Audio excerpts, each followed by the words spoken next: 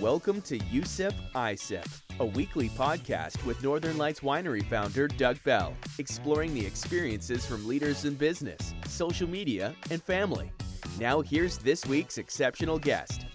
Welcome to USIP ISIP. My name's Doug Bell, the host of the podcast. I'd really like to welcome everyone in. It's December in 2022. We've gone through a lot of amazing things over the last couple of years, but one person who has been able to accomplish a ton during this really difficult time is our next guest, Mindy Stroet, the Director of Development for the Prince George Community Foundation. Thanks for coming. Thanks for having me. Yeah, this is a lot of fun. We actually went to university together a few years ago, and we've had lots of great conversations over the year, but probably nothing as in-depth as what we're going to do today. No, it's been a while. I'm looking forward to it. Excellent.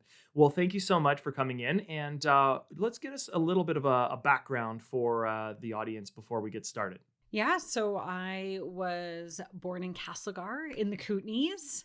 And had the opportunity to kind of live in different parts of British Columbia as well as Ontario for a couple of years until I found my way up at UNBC.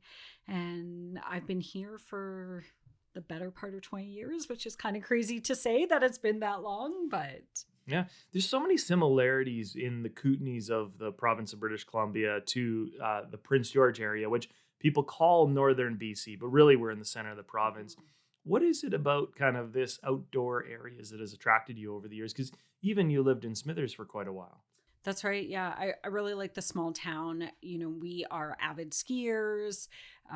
We love camping and going to the lake. And I really like the connectedness of the smaller communities. Mm-hmm. Well, it makes a ton of sense. Now, growing up in those smaller communities, did you find that was it difficult to get everything done that you wanted to do with kind of the limited availability of services and resources, or did you kind of like that fact of that interconnectedness of the smaller communities? Yeah, in one point, I would say it was harder to do activities, like organized activities, I would say, because there was less options available than a larger community like Prince George. But I like knowing my neighbor. I like that my kids know the kids on their street. I think especially as during the pandemic when everybody was stuck at their houses, being able to, have a yard to play at. Like, how fortunate were we? Well, it's true. And I think it kind of speaks to what you're doing today in the Prince George Community Foundation, that you are all about bringing people together in a community. And that's really interesting. So what brought you to UNBC in Prince George, and why did you kind of get drawn to the north? I remember, so we lived in Mackenzie and Williams Lake growing up, and my dad's family primarily was in Prince George. So we used to come here, for Christmas and Easter and all the holidays. And I remember going to my uncle's retirement party up at the Immaculate Conception Church. And at that time, that was the only thing up there. The houses were not there. It was a forest road to UNBC. Like there's nothing up there at all. And I just remember seeing the university on the hill and saying, one day I'm going to go there. And I did. And I loved it. And I'm so grateful that I went to UNBC. I mean, as you know, it's a fantastic school. It allowed me, I coached biathlon as a young adult, and it allowed me to be able to do that as well as doing my studies. And I'm very grateful for the university. Yeah, UNBC was so different early on. And for those who don't know, the University of Northern British Columbia in Prince George, I think it opened in the early 90s, late 80s. My aunt was actually one of the first kind of employees there, got a chance to be in the line as the Queen opened the university. And, it was a really exciting time. And it was actually the story of how the university came to fruition was really interesting. It was a group of individuals inside Prince George, not very large. It was one of the local organizations. I can't remember if it was Winston's or one of those groups who said, we need a university in Prince George and we need it now. And they drove the initial drive to get, I think, $5 from everyone who wanted the university. And they signed up thousands and thousands of people in the city. And they made such a compelling argument to why it should be here that the province could not say no. And they opened it and with a little fanfare. And what was interesting was that it drew such a diverse group of individuals to the city of Prince George from all across northern BC, but incredibly now also in southern BC, in the Kootenays, in Alberta, and across Canada and internationally to come to Prince George. And it is, in a lot of ways, revolutionized the city of Prince George. Um, is that how you feel about UNBC, and what are some of like your memories about kind of interacting with people from all across Canada at the University of Northern BC?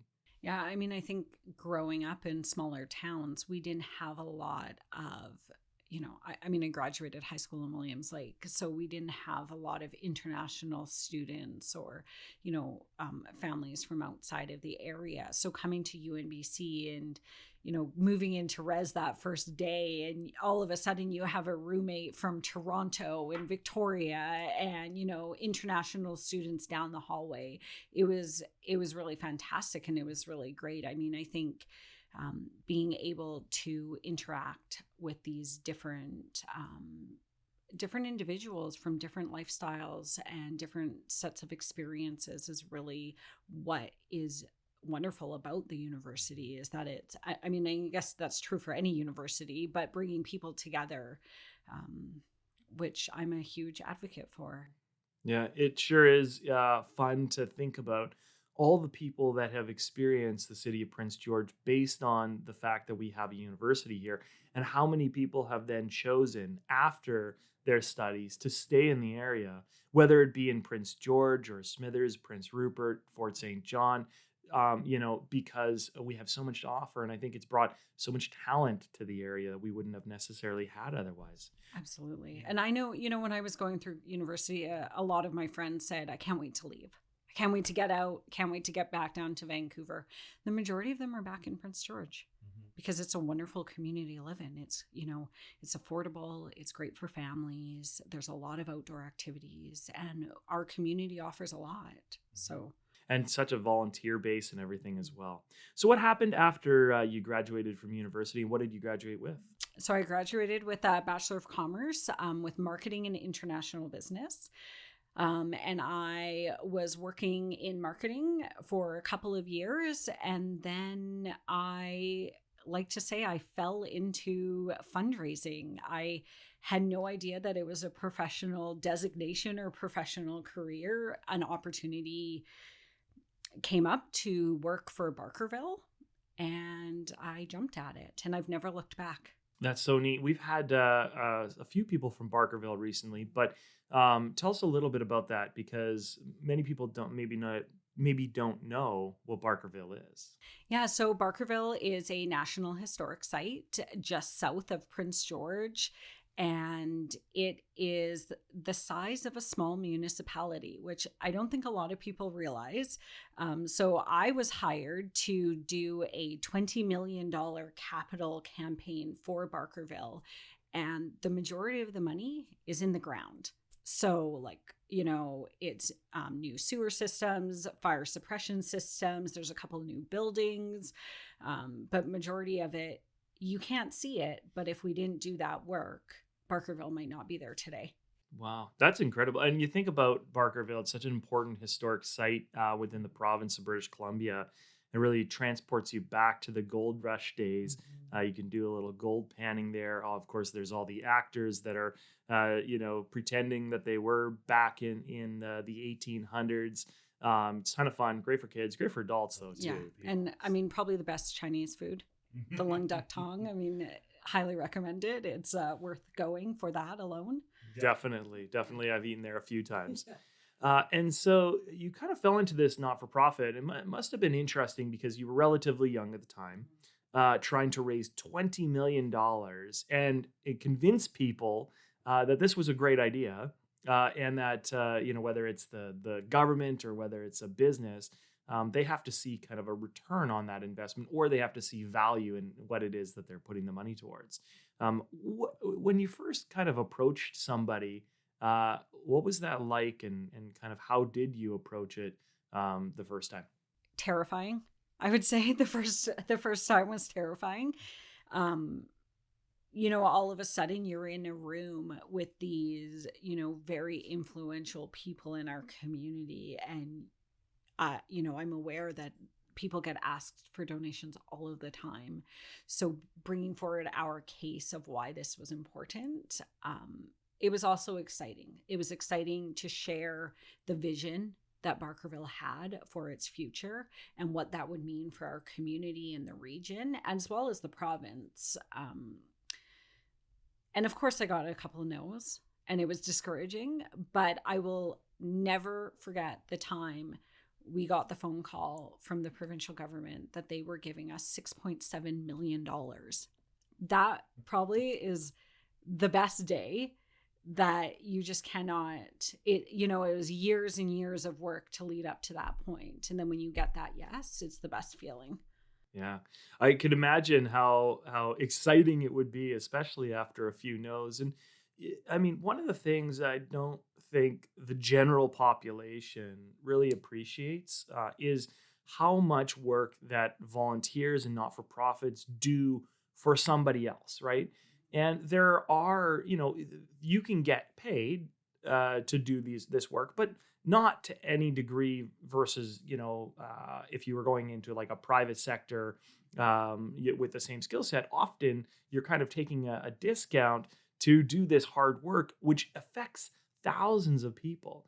And whether, we're going to Barkerville, or we're going or Big Brothers Big Sisters, or many organizations that do work either for a cause like cancer treatment, or to support our communities. I think we just see these services and we just kind of take them for granted. But you didn't.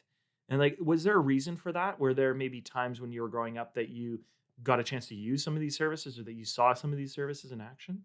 I think, as I was reflecting back, one of the influential moments of my childhood, our family went to Disneyland, and we took a day trip to Tijuana.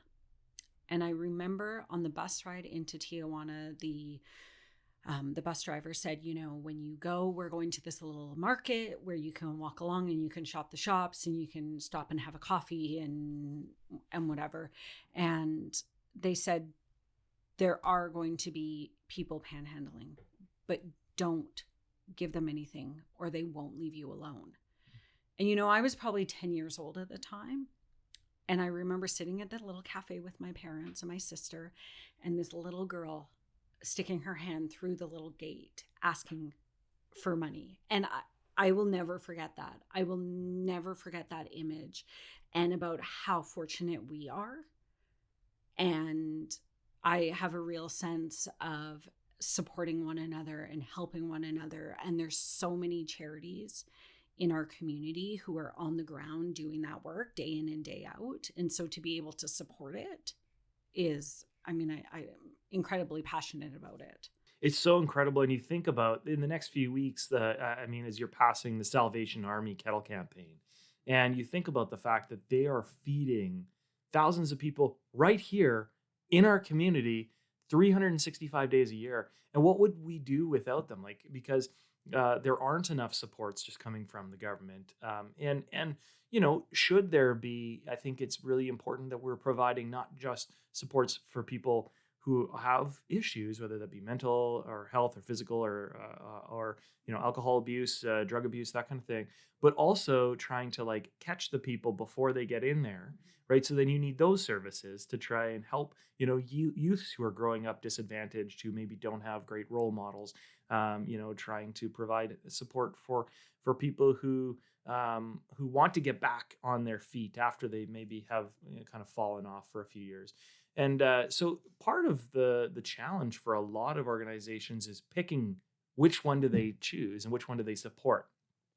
And so what do you do when you approach a business when you're trying to obviously support your cause? Not that you have anything against other causes, But how do you approach it? How do you try and find the right donors, the right supporters to match with what you're trying to accomplish? The beauty of the community foundation is that we support everybody. So anybody in Prince George, we also do outreach to the region. And basically anybody fits within our mandate of support, which really opens our opportunity to have donors or corporations be part of it, because we are able to really take your interests and put it where you want it to go. And if your neighbor has a different interest, that's okay. We'll we can take their interests and put it towards a different area as well. Last year, the foundation supported 44 local charities in Prince George, which is incredible. And a broad variety of them as well. Yeah, absolutely. Before we get into the Prince George Community Foundation, because I'm really excited to hear about what it is you do, because I don't think that it's well known or not as well as it should be. After Barkerville, where was your next stop? So we relocated to Smithers for work, for my husband's work. And so I began contracting. I had the privilege, I was approached by a couple of community members in Smithers to start the Bulkley Valley Healthcare and Hospital Foundation. So I assisted them in like the constitution and bylaws and electing the first board members and the first gala fundraiser that they did, and their first grant cycle and everything like that. So that was a really great experience to from the ground up. Really from the ground up, and really starting and seeing it develop over the last almost 10 years now has been really incredible for the entire Bulkley Valley. How did you get those skills? I'm curious, because that doesn't have anything to do with your degree. You stepped into fundraising for Barkerville, which was very different, and all of a sudden you're like creating a constitution and bylaws. Yeah, I think of it on the job training, learning as I went. I mean, I'm also fortunate that I had an incredible mentor who has been in fund development for 30 plus years, who was, only a phone call away, had an opportunity to take a lot of training courses. And I mean, as I progressed through my career, I actually have obtained my designation as a professional fundraiser. So but really on the job saying, sure, let's do that. Let's try that. Wow, that's so great. I think that there's probably a lot of individuals out there that would have a little bit of fear when they're stepping into kind of the unknown and they're doing something without any background or training or experience. Yet you did it very successfully. What would you say to people who maybe were kind of afraid to step outside of their comfort zone and get into a job that maybe they don't know anything about initially? Jump in, try it. Surround yourself with individuals who have experience. I mean, when you're talking about a constitution and bylaw, I didn't do that by myself. I mean, I brought in, lawyers, and we had an accountant who helped us. And it's knowing that you can't do it alone, but willing to take that step to at least try. Mm-hmm. And then, I mean, everybody is willing to help. Somebody is willing to help. So being okay to ask. And thinking critically, right? Like you have to start from the very beginning of, okay, this is where I want to go, but you can't jump from A to Z. You need all those letters in between. And so you don't necessarily know about those letters, but you can find out. Right. And so you just tackle one problem at a time, and one problem turns into the second problem and the third problem. And if you solve enough problems, then you have a successful outcome. And I mean, I also think that, in all of my work, I really think, working together and supporting one another is so important. So when you're looking at doing starting a hospital foundation, there's a lot of great examples in Northern BC. I mean, there's Spirit of the North. I remember picking up the phone and calling Judy Nizer saying like, hey, what do you think about this? Or how did you figure this out? And there's so many resources within our network that we need to utilize and that can help us and support one another. So you spent a pile of time in Smithers. What a beautiful town that is, by the way. But you did decide to come back to Prince George later on. So maybe tell us about why. I mean, really, it was my husband's job brought us back to Prince George. Smithers was incredible to live in, and we fully enjoyed the outdoors and the community, and love going back there. We have family in Smithers still, so.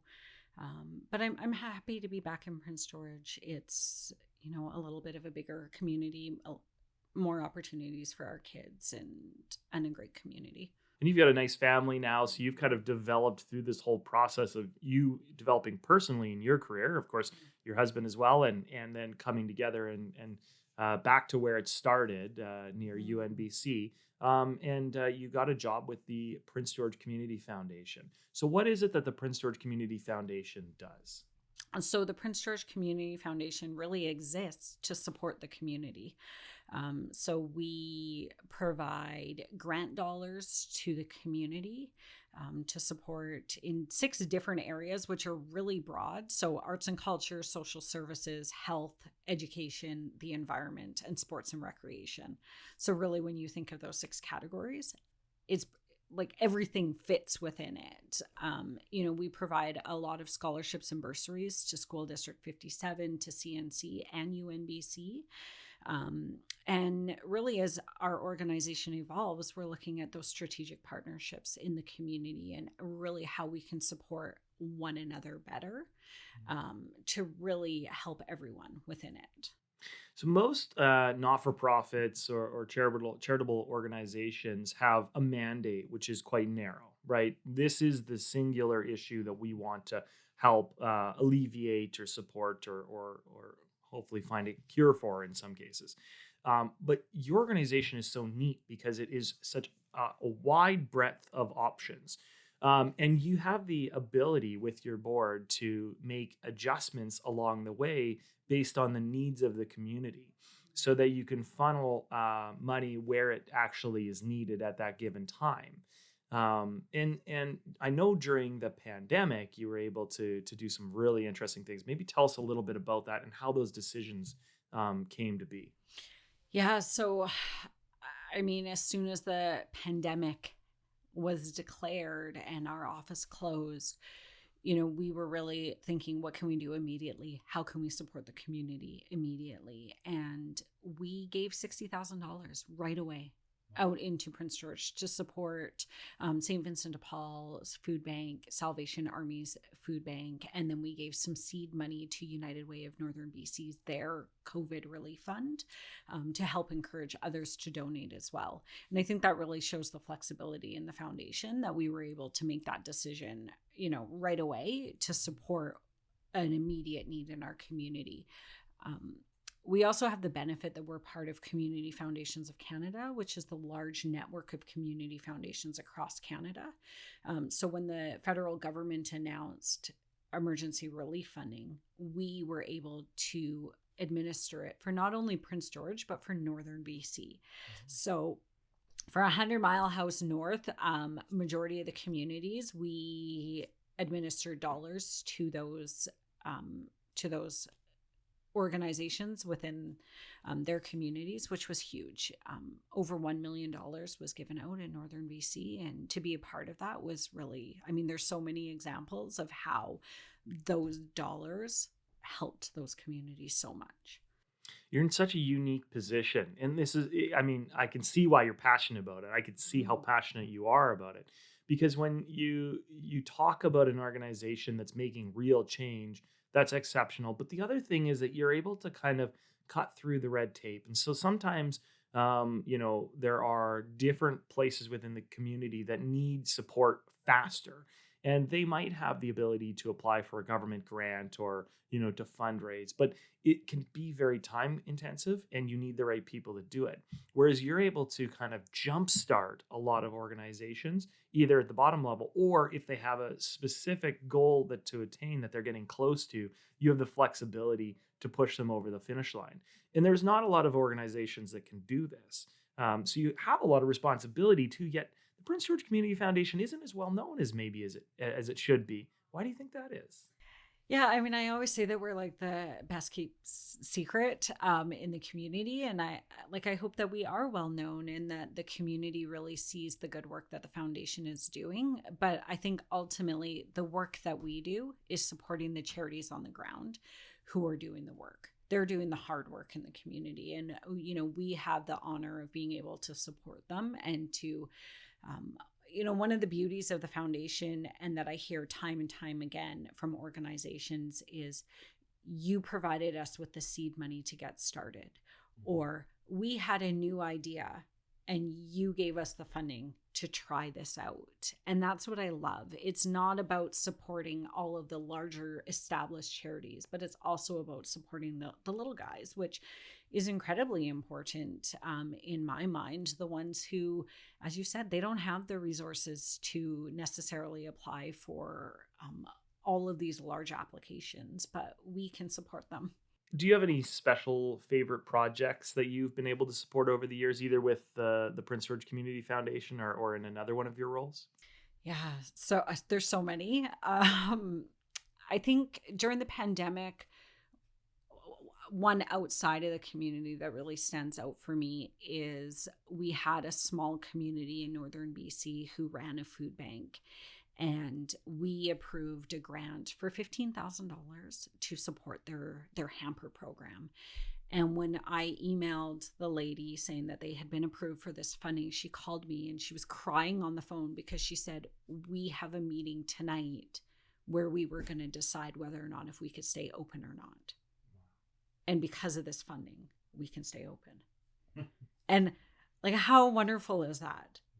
That we were able to support it. So that's, probably one of my top ones. I'm really proud of our support. We partnered with Rio Tinto a couple of years ago to provide $155,000 to BC Cancer Foundation for their precision radiation training that's happening right here in Prince George, which, early results are showing that it's a huge success and is going to transform, cancer treatments, which that's not just for Prince George.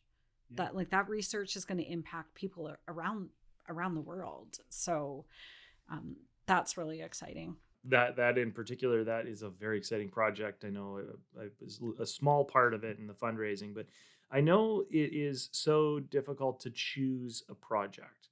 But for an organization who might be listening, what is that process when they do require funding, and what is kind of eligible funding from the Prince George Community Foundation? Mm-hmm. So our grant guidelines are fairly broad.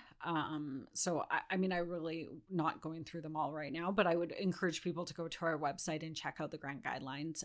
Of course, I encourage people to call me, send me an email, call me, talk to Sandra in our office, and talk to us about your project. We have semi-annual grant cycles, but call and talk to us about your project. Our next grant intake opens on February 1st, 2023. And so you can submit your application through there with results announced late April. That sounds great. And I think what's really neat too is that you are so available for the community, right? Like you can actually pick up the phone and actually talk to Mindy at any time you need, or Sandra, who is maybe one of my favorite people on this planet. So when part of it is, of course, the fun part, which is giving out the money. and then you talked about how acquiring the funds is actually even more important, because first you need to acquire the funds to be able to support. And some of those funds are acquired through government grants or through different industry. And then some of it is through event-based fundraising and stuff like that. How do you set your budget at the beginning of the year to try and acquire as much funding as possible to support more organizations? Yeah, so our organization is primarily endowment-based. So that means that when you make a donation to the foundation, it's invested, and then the income earned every single year is granted back to the community. So it's a very sustainable model that every year after year, we can continue to grant back. So the larger our endowment grows, the more income we should earn, and then we'll be able to support the community. We also, as donors, wishes are changing. We're able to amend it so that if you want part of your money to go and to support a certain cause right away, it can go, and then the rest is invested in an endowment. It's really flexible. I mean, there's so many different options on how you can donate and how your funds can be used with the foundation. So I really encourage people to call us and say, this is my idea. How can I support it? I mean, when we look at our event, Prince George Live, last year, it was going to be something totally different. And then the war in Ukraine happened. And we said, what can we do? So we pivoted.